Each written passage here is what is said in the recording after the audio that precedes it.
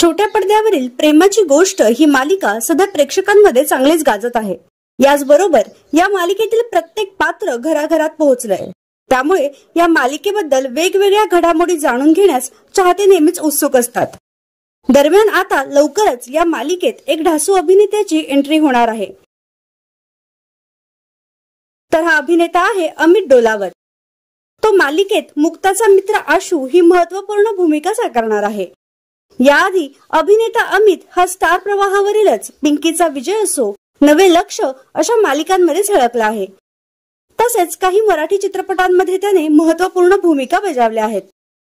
तर आता प्रेमाची गोष्ट मालिकेत आशूच्या एंट्री नंतर काय नवी रंजक कथानक आपल्याला पाहायला मिळणार हे उत्सुकतेचे असणार आहे। तर तुम्हाला प्रेमाची गोष्ट मालिका आवडते का हे नक्की कळवा।